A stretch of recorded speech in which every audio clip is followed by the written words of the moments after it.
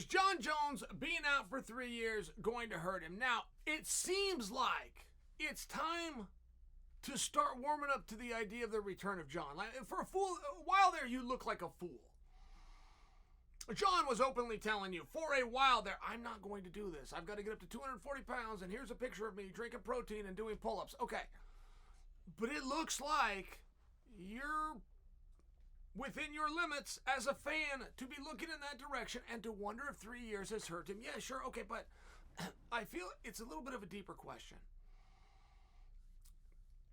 Many people have said this, which is all accurate. They're just reminding us of what a good memory they have. That Jon Jones, when he left the sport, was barely getting by Dominic Reyes. Barely squeaked past him at 205 pounds. Reyes is no longer the number one contender. And that's with staying active and busy and doing it. His spot as number one contender has fallen over the 3 years. So how would Jon's, even at number one, how would Jon's not have also fallen? That's reasonable. That's reasonable. And you could bring in Thiago Santos, and many of you do. And you say the exact same thing I just said about Reyes. You're not wrong to do it. It's just it's not apples to apples. It's very complicated when you go from light heavyweight to heavyweight. It's very complicated. What are we talking about here? Are we pretending that heavyweight is a more difficult class? No. It's a premier class. It's the perennial class. But it's very hard for us to pretend that it's a more difficult class, particularly for me. I watched Randy Couture, who was a light heavyweight, win the heavyweight belt. I watched Daniel Cormier, who is a light heavyweight, win the heavyweight belt. I watched Stipe Miocic, who is a light heavyweight, win the heavyweight belt. And that's an interesting one, isn't it? Because you're going to say, Chael, what do you mean, Stipe? He's never fought anything but heavyweight. I understand that. But he was a wrestler all through college, and he was at a maximum of 197 pounds, which even if he wanted to move up 8 pounds would make him a light heavyweight. When he defended against Francis Ngannou, he weighed less at the weigh-in than many heavyweights weigh on fight night. I don't need to go down that road with you. I'm just throwing examples at you, and I couldn't do it in reverse. I couldn't give you a guy that was a heavyweight and was able to go down, but I also couldn't give you a light heavyweight that dropped to 85. I couldn't give you an 85-pounder that dropped to 70. I couldn't give you a 70-pounder that dropped to 55. I could only do it in reverse. So let's just say that heavyweight is not as most difficult of a class, then that would lead us to the conclusion that even if Jon slid, is he better than the field at heavyweight? Fair question. These are all questions, right? There's a reason we put the boys in there and we have the fight. We don't know.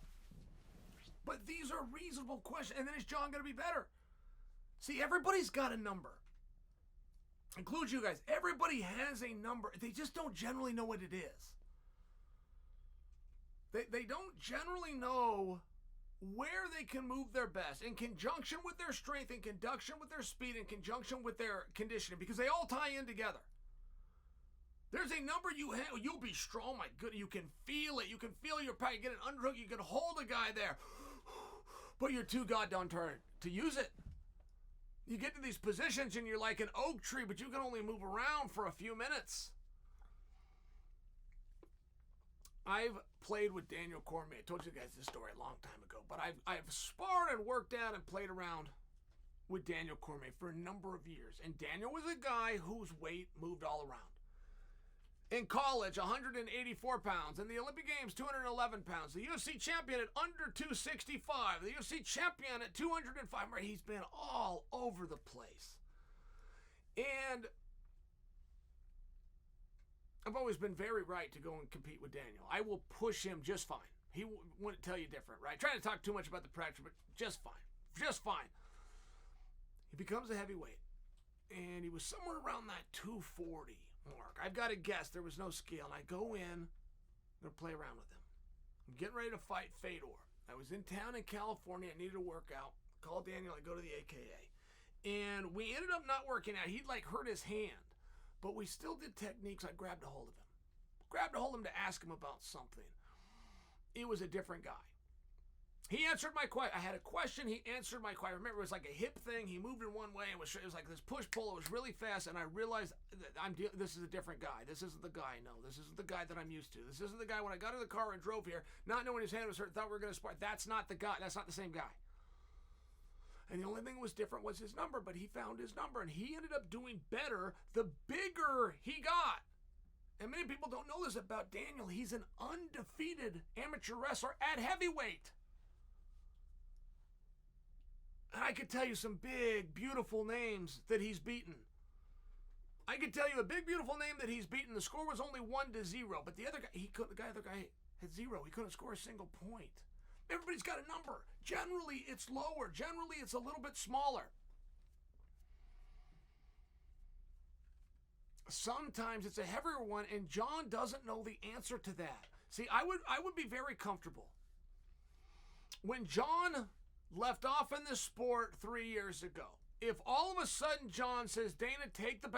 Everything's the same except the 3 years.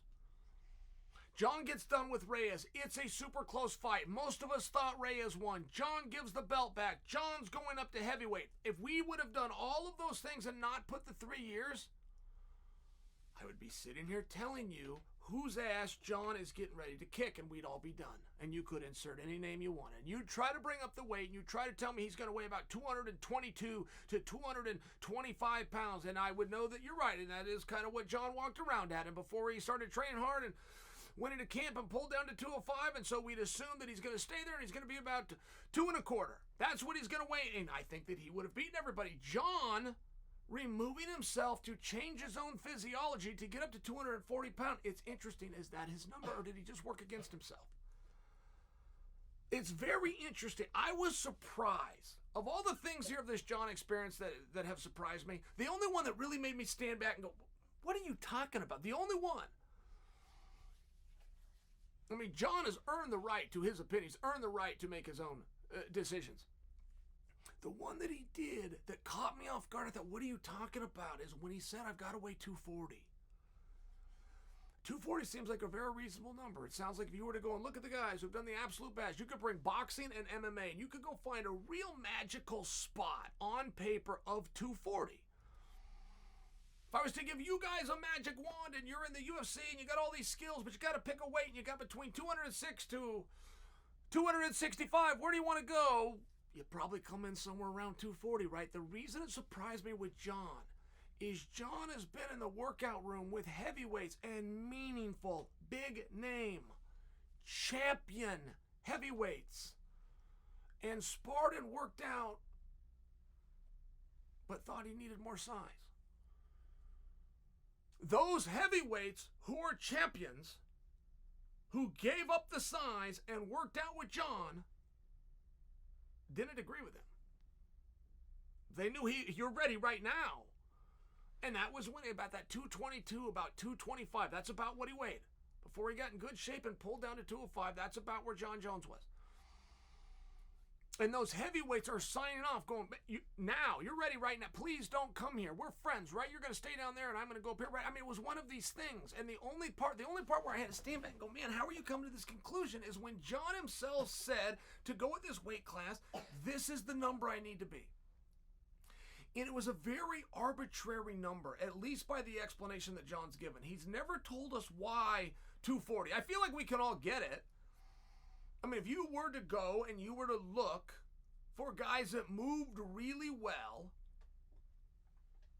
that were at heavyweight, but the lower end of it, you'd also come to that conclusion of somewhere around 240, 235, 245. We're saying the same thing. But the guys in the practice room who tipped the scale at 265 and who have won championships before and who felt Jon didn't think he needed the time. And I would only be curious, is it going to work against him? I'm not hearing that. I'm hearing great things from the practice room. Coaches are saying that he hits harder than ever, but there's a trade, man. Everything in life, there's a trade. You're telling me he hits harder and you're feeling on a focus mitt, you're watching him on the heavy bag. I don't disagree with you, but everything's a trade. It is simply not humanly possible to be more powerful and equally as fast, and your conditioning remains. One of them gives every time. So you look at Jon Jones and you wonder, okay, one of those three is going to give, right? This is a video game. This is a video game. You got these power meters. One of them's going to give, but the other two might go up. They might. It's a very rare person. You could get 2 out of the 3. You can't get 3 out of 3. Most people get 1 out of the 3. You could get 2 out of the 3. Between your conditioning, your speed, and your power, you could hit the sports lottery and get 2 of those 3. And if you want to talk about Jon's not as good as he was 3 years ago, just using logic, no evidence, he's just not. Okay, great, but is the field as hard? And do you not remember the separation that Jon had between himself and the field? It looked as though a reduced Jon at one point was still better than everybody else. What makes you so sure? What makes you so sure that that's still not the case?